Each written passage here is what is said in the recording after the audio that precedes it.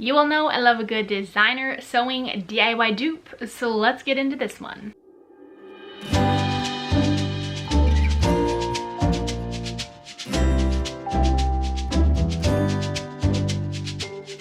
Hello everyone, welcome back to my channel and welcome to another sewing tutorial. Another one of my favorite kinds of sewing tutorials because it is a DIY designer sewing dupe of one of my favorite brands that gives me so much inspiration for sewing.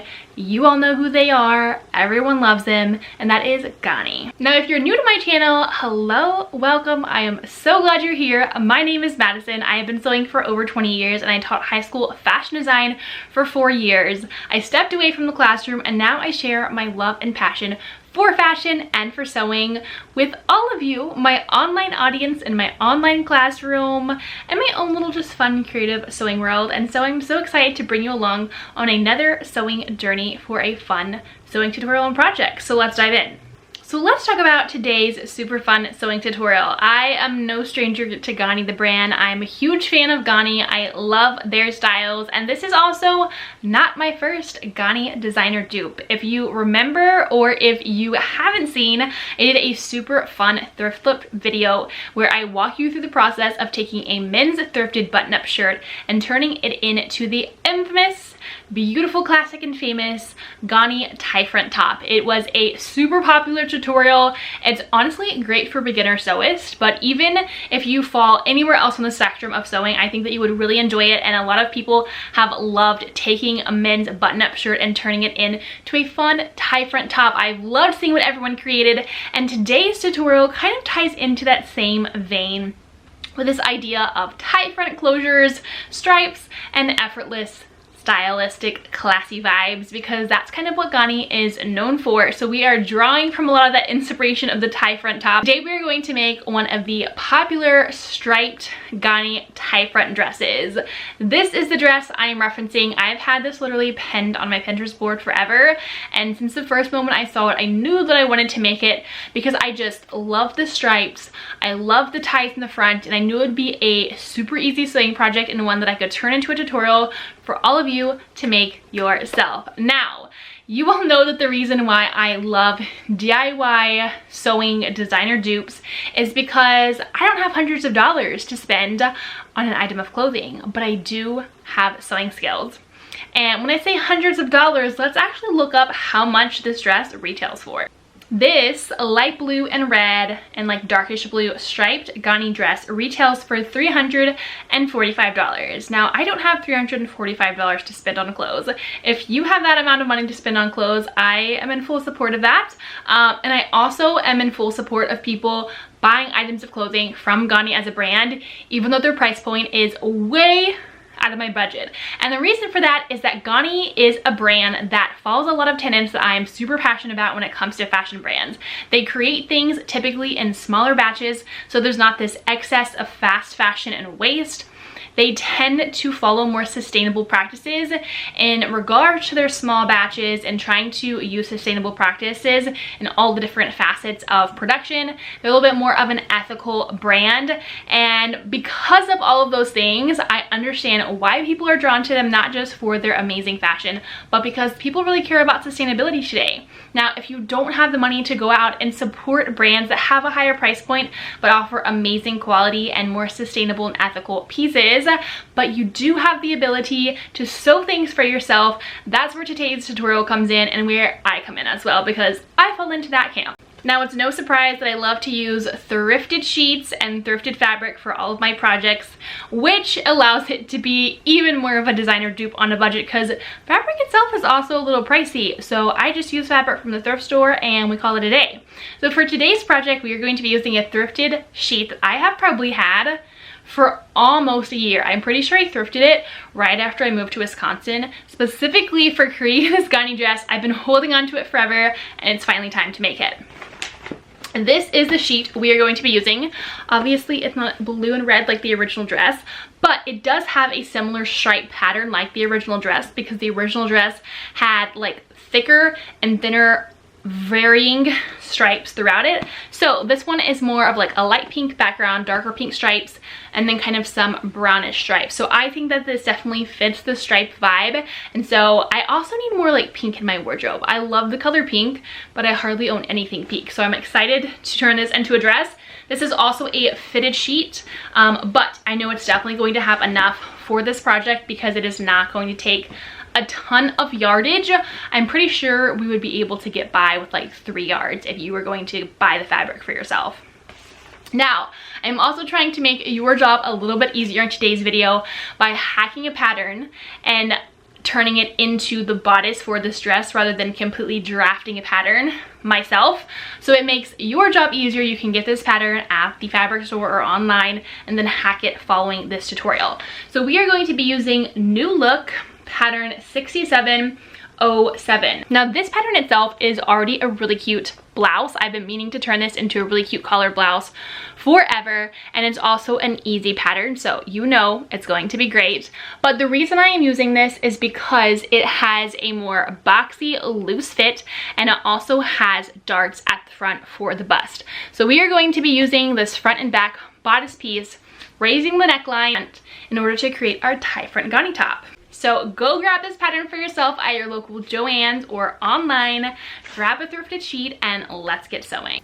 All right, this is our pattern we are using for the bodice. It's the New Look pattern in 6707. We are going to be using style or version B, raising the neckline and taking off the sleeves, and then the buttons in the front are not going to exist. It's going to be a tie front, and the back will be closed like it is on here. So we're going to take out all of our pattern pieces and see which pattern pieces we need to adjust. We are making style B. So based off of the directions for top in style B, we need the pattern pieces 1, 2, 5, 6, and 7. However, since we are not doing the sleeves, we don't need to worry about those. So we really just need pattern pieces 1 and 2 for the front and the back. If you want, you can cut out the interfacing as well, which is going to be number 5 and number 6 for the interfacing. I'm actually going to line my bodice, so I'm not going to cut out those interfacing pieces. So if you don't want to line your bodice, which would be cutting the front and the back 2 times, you can cut out those interfacing pieces and sub those into the lining step. All right, these are the 2 pattern pieces that we are going to be using to create the bodice of this dress. Pattern piece 1, which is the front, and pattern piece 2, which is the back. As you can see, it has the different size variations that you can make based on your size, and then you can tell right here that based on the original pattern, the neckline is lower. We are going to raise that. So what we're actually going to do is retrace this bodice on this paper to make the adjustments based off of the style of dress that we are making, since it closes in the front and it has a higher neckline. Both of these pieces are also longer, so we are going to adjust the length based on where we want the bodice of this dress to hit, which is technically kind of at your like natural high waist. So chances are this line right here is going to be the correct line that we are going to be using for creating the bodice of this dress. Now the dress that we are making in today's video doesn't have sleeves, but if you would like to add a sleeve to this dress, because that is another variation that you can see in the Ganni tie front dresses, you can use the sleeve pattern that comes with this pattern as your sleeve and just sew it in if you would like a sleeve version rather than a sleeveless. So there's a lot of options just given the pattern that already exists, and then we can make tweaks based on our own preferences. For creating my pattern today, I'm going to be using the size 8 version of this pattern, so it's going to be the 3rd line.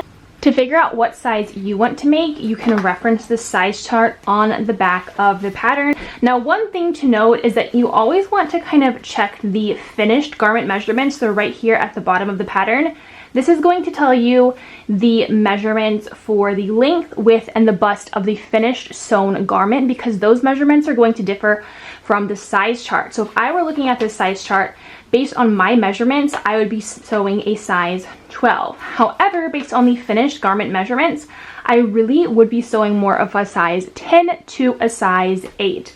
For today's pattern, we are going to make a size 8 because I feel like that's going to give me the desired fit that I am looking for. Now, once you determine the size that you want to make for this pattern, you are going to trace it to create your new pattern piece that is going to have all of the adjustments that fit this version of the tie front bodice of the Ganni dress. Like I said, I'm going to be making a size 8, so I'm going in and I'm just marking all of the corners and some dashes for the sides of my size 8, and then I'm going in with the ruler to draw really nice straight lines with my pencil. Now, the paper that I'm using to trace this pattern piece is somewhat see-through, so it made the tracing process much easier. If you were using paper that isn't see-through, you could put your paper on your pattern piece on top of the paper and then create crevices and grooves that you can then trace over to create your new pattern piece and size. Now, as a reminder, the whole reason we are tracing out this pattern piece is to make adjustments, and the two adjustments we are making is to raise the neckline to create more of a just kind of scooped high neckline, and then also shortening the length of this bodice. Here you can see that I am raising the line for my neckline higher, and then I'm creating that new kind of scooped neckline that my head would go through at the top rather than the deeper V of the original pattern. After I've traced all my pattern adjustments with a pencil, I'm going to go back through and retrace all of them with the Sharpie so that my lines are really bold. I'm also going to transfer all of my pattern markings onto this pattern piece at this point, so I'm going to make sure to put all my notches, my darts, my grain line, and then I'm also going to label this pattern piece and give a note of how many pieces I need to cut. Then we're going to do the same thing for the back of the pattern piece, just tracing it out and then going back over those lines with a Sharpie. The back pattern piece has less adjustments that we're making, but I just want to have brand new pattern pieces to use.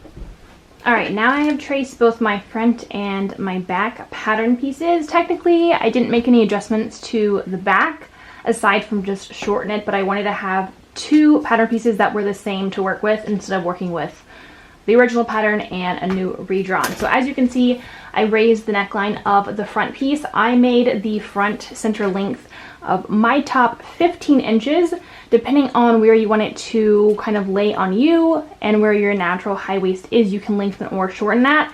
But the lengths I adjusted just to the line that was already on the original pattern for lengthening or shortening there. So now I'm going to cut these out, and then we are going to move on to cutting it out of my fabric.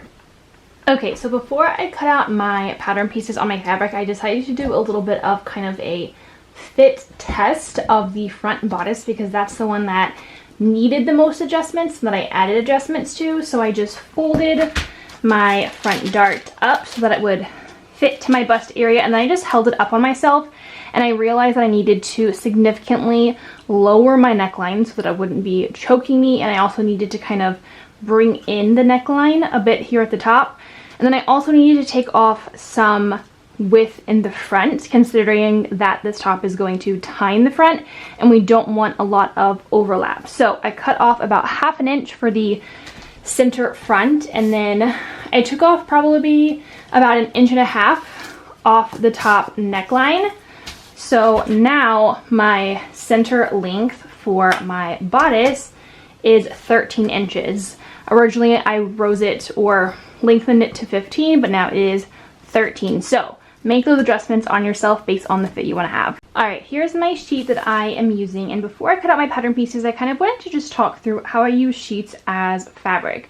So obviously if you get a flat sheet, it's already going to be flat everywhere. You kind of just fold up the sides and the edges to match, and you're going to end up with a fold on one side and non-folded edges on the other side, and it's going to be extra wide compared to regular fabric you get at the store. Now sometimes you might find a sheet that you really like, but it is a fitted sheet, which was the case for today's fabric that I am using for this dress. So obviously the fitted sheet does not lie flat, so there are two things that I had to do.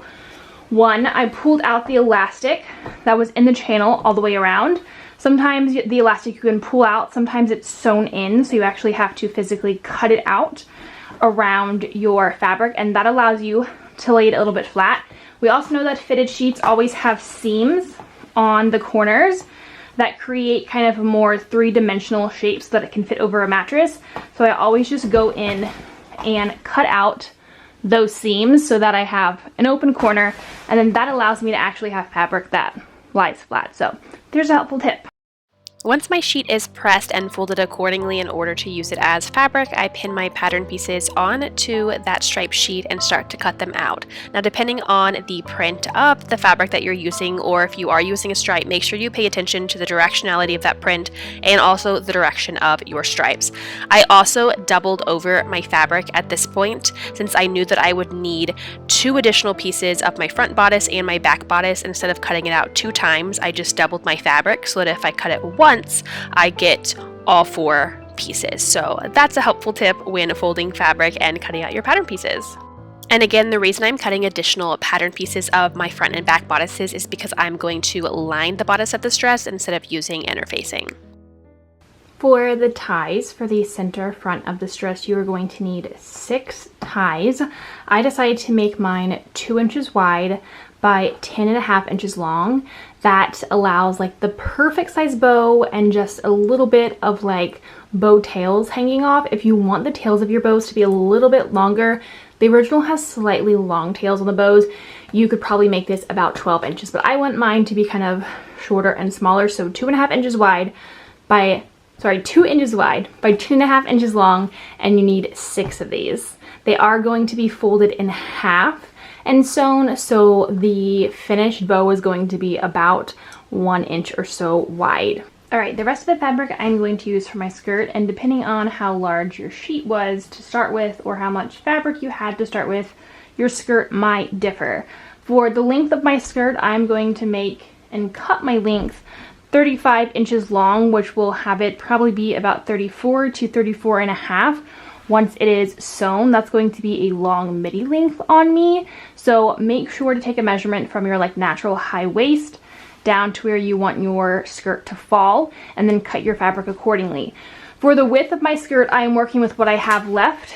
And obviously down here in the corner, that was where my fitted sheet was previously sewn. So I only have to here to cut my fabric. So I am going to be cutting my skirt about 40 inches wide for the front, and then the back is also going to be 40. And I did a little bit of math, and if you want more of a formula for figuring out the width of your skirt, you can basically take your waist and multiply it by 0.3. That's what I did, and I get 80. So my waist is 27, I multiplied it by 0.3 and I got 80.1. So essentially if you took 80, we rounded it up to 80, divided it by 2, we would get 40, which is essentially what I'm going to have with my skirt. So that is a formula you can use to figure out the width of your skirt, or just work with the fabric that you have, or if you want to just cut your skirt to be 40 inches wide for the front and the back, that's what you can do. I currently have my fabric folded in half, so it's going to be cut down to be only about 20 inches wide right now because it's folded, but obviously when you open it up, it's going to equal 40. Now, once you figure out how much fabric you have left and have done the calculations for your skirt length and width, it's time to cut that out. And this is my skirt piece. When it is cut and opened up wide, it's essentially just a giant square and or rectangle depending on the length you cut it. And the last thing you'll need for this dress is pockets. Obviously these are optional though, so you do not have to add them, but who doesn't like pockets in their dress? So if you have a pocket pattern piece lying around from another pattern, you can borrow that and cut them out. Otherwise you can cut a general pocket shape, which is usually what I do. You're going to need 4 of those, 2 for each side. So these are my pockets that I'm going to sew into my skirt as I'm creating it. Alright, and these are all the pieces we now have to start sewing the dress. Our front of our top that we adjusted from a existing pattern, back of our top, our skirt, our ties, and our pockets. So let's get sewing. The first step in the sewing process is to pin and sew the side darts. Now make sure that you have transferred the lines of those dart legs onto your fabric. You can transfer onto the right or the wrong sides. I prefer to transfer my lines onto the right side since I'm going to be pinning it right sides together. So I'm going to match up those dart legs and I'm going to put pins right along those lines from the widest edge to the most narrow edge. And I'm going to do that for all 4 pieces of the front of my bodice. Folding them in half, right sides together, matching up the dart legs, and then placing my pins. And the whole reason this pattern piece has darts is to create more of a fitted shape along the curves of your bust. So once your darts are pinned, you are then going to sew them from the widest edge to the most narrow edge. This is what the darts look like once they are sewn. After you sew them, you want to give them a good press on your iron, press them down toward the waistline. And here's what those bust darts look like from the right side of the fabric. Now that my darts are sewn, I'm going to be connecting the front bodice pieces to the back bodice piece at the shoulder. So I'm going to take both my front bodice pieces and I'm going to flip those right sides facing the back bodice, and I'm going to match up the shoulder notches and the shoulder edges and pin those to sew them.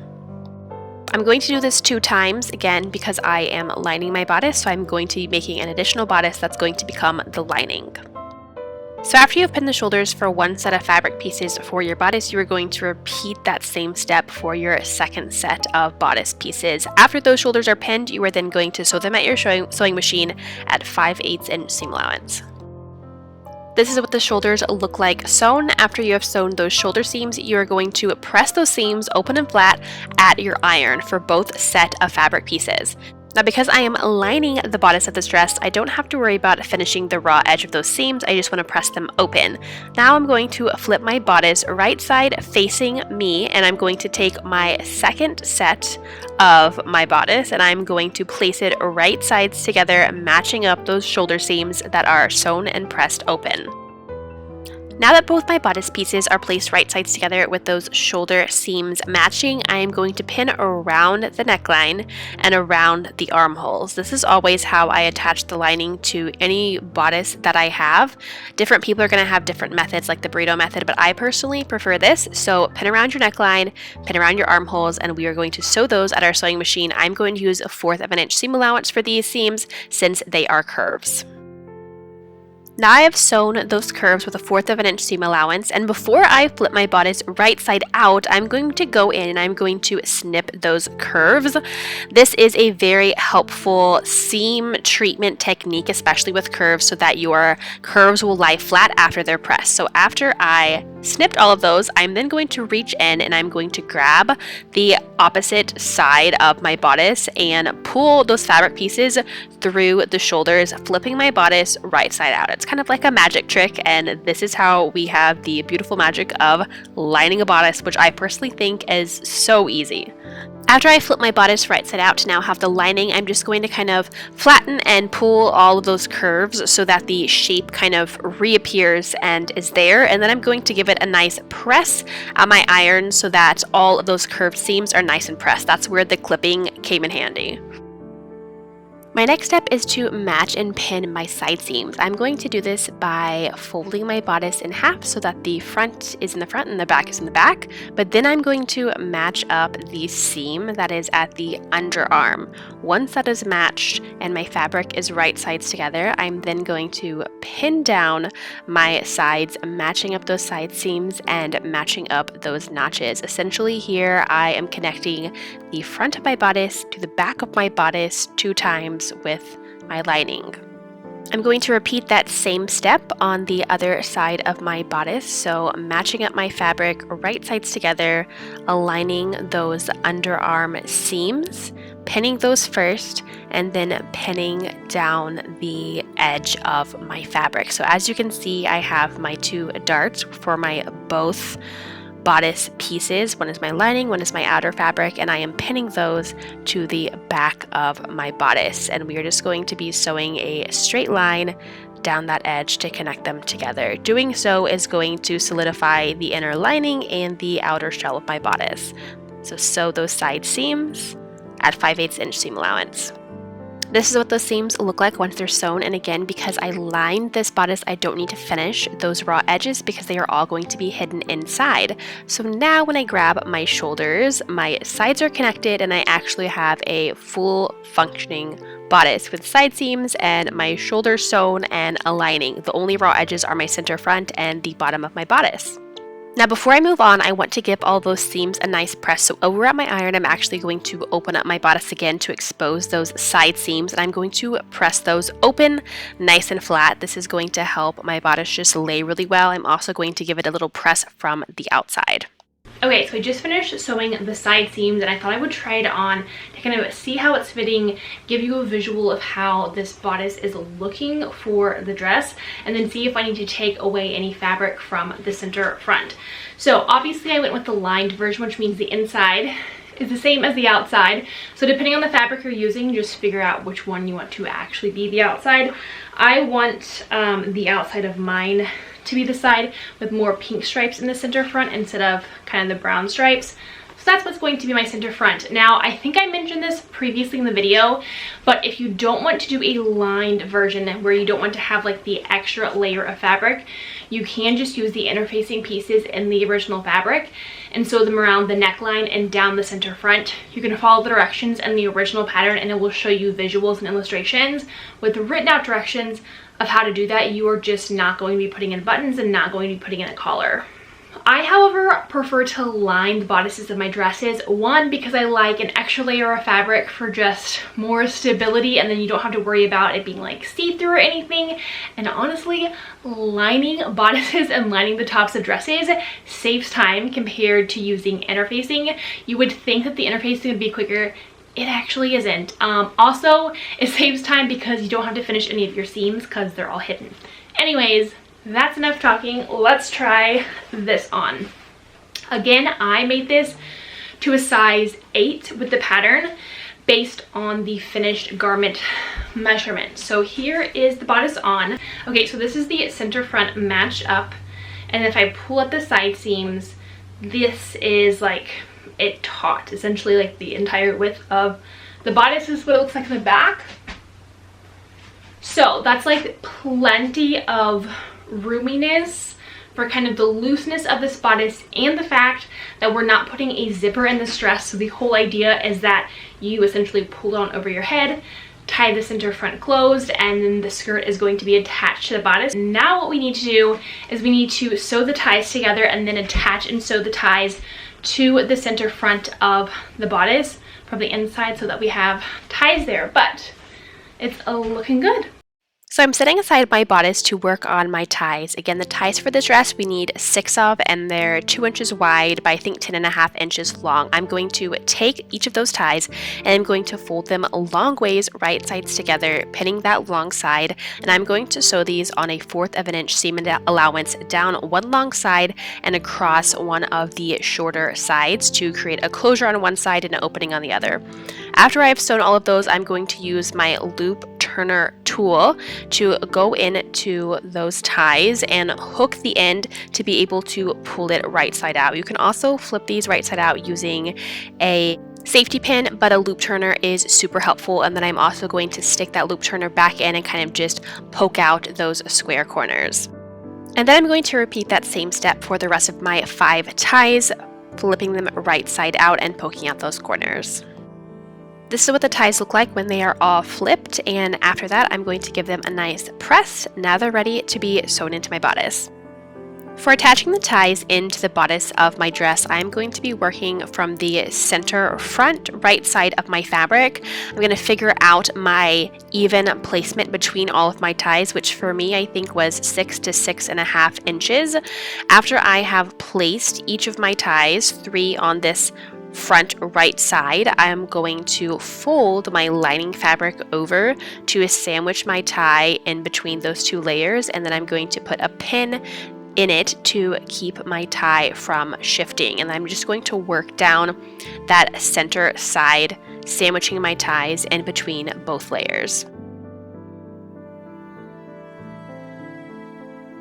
I'm going to repeat that same process for the other side of my bodice, figuring out my even tie placement that is the same as the other side so that my ties align going across, and then folding my lining fabric over to sandwich those ties in between both layers along the center front.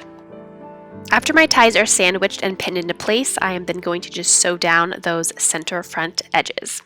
Okay, before I move on to the skirt, I wanted to try on the top to make sure it was fitting how I wanted, mainly that like when I tie it in the front, it's not kind of weird and gappy, that the side bust darts kind of look good, and I think it's fitting exactly how I want it because it's meant to be slightly loose and baggy but not overly. And I also wanted to check the placement of these ties, and I think they're good. I have about an inch or so at the bottom to work with for attaching the skirt.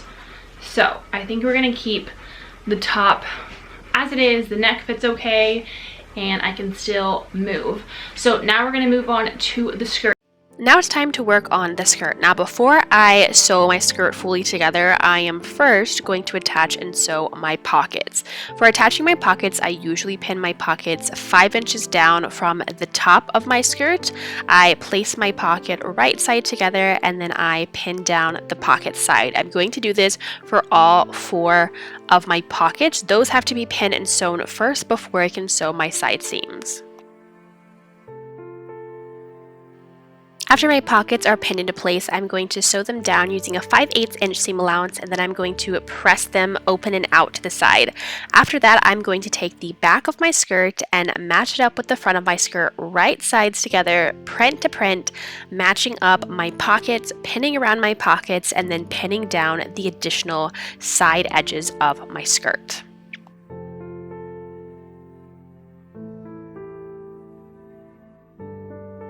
After the sides of my skirt are pinned, I'm going to sew it down and around my pockets to create my side seams. This is what those look like sewn. After that, I'm going to finish my raw edges on my serger. And now that my raw edges are serged, it is time to work on the gathers. At the top of my skirt, I'm going to sew a basting stitch all the way around, and then I'm going to work on gathering the top of my skirt. If you need more detailed instructions for how to gather, I have an instructional video on my channel, and I will link it down below. Now, in order to get the gathers evenly placed for this dress, I always want to make sure to match up the side seams of my skirt with the side seam edges of my bodice to make sure that my gathers are evenly placed all the way around and evenly spaced. So as you can see, I have my bodice folded flat, and my skirt is underneath it to check the width of those gathers with the width of the bottom edge of my bodice. After my gathers are evenly placed, I'm going to tie off those ends. Now, before I officially attach my skirt to my bodice, I need to take the raw edges of my bodice and fold them up 1/2 inch and press them upwards because we don't want any raw edges, and this is how we are going to sandwich those gathers in between the outer edge inside of our bodice and the lining. So press up those raw edges 1/2 inch using your seam gauge, and then when you get to the edges with the ties, you are also going to press up those edges 1/2 inch. You might have to kind of seam rip some of that center seam out in order to press up those edges, so keep that in mind.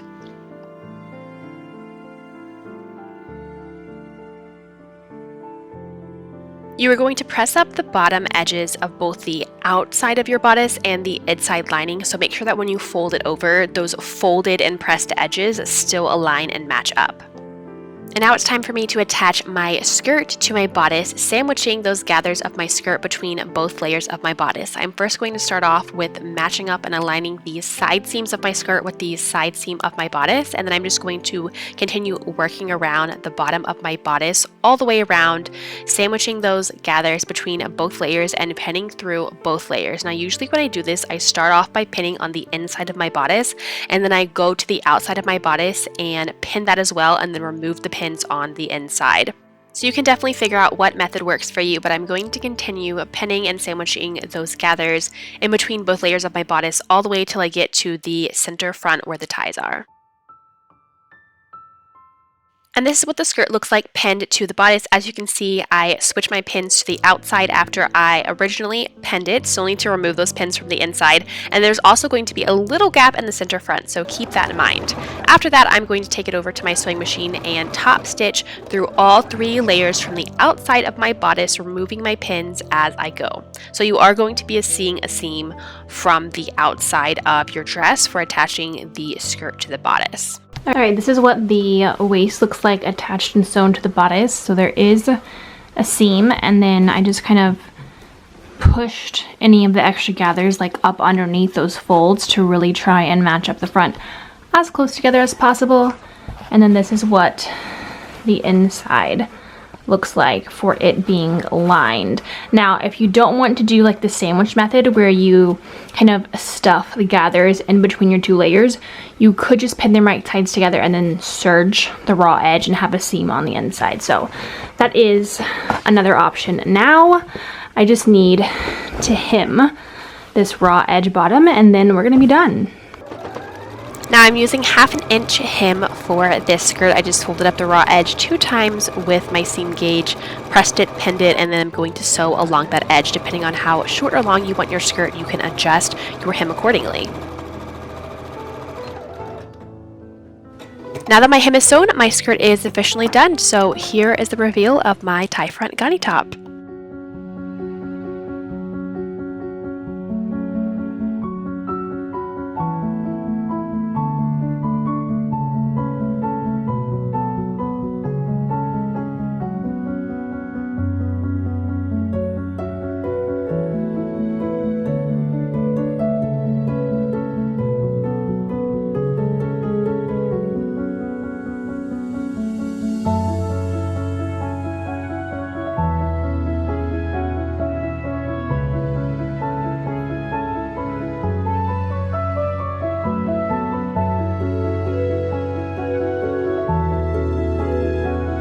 Alright, what do you think? How does my DIY version of this Ganni dress compare to the original? I think that it's pretty spot on, and I honestly love the color that I chose for mine of the pink. I just think it's so fun. And I also thought that this dress needed a matching scrunchie, especially because Ganni always has really fun hair accessories. So I made this matching scrunchie to match the dress, and if you want to make one for yourself, I have a tutorial for that coming soon as well. Alright, and that's a wrap on my tie front Ganni top dress. Now, I don't usually do this in all my videos, but I wanted to give a quick recap of this project, things that I would have changed if you make this for yourself. So one thing, I would definitely extend the bodice by 1 inch. I actually love where it kind of hits on me, but I think having it a little bit longer would help. Or what I think I would actually do is just lengthen my shoulders by 1 inch. The main reason for that is that the arm feels a bit tight. It's totally comfortable, but when I put my arms down, I could definitely do with a bit more ease. So I could either lower my front arm hold depth or just lengthen my shoulders.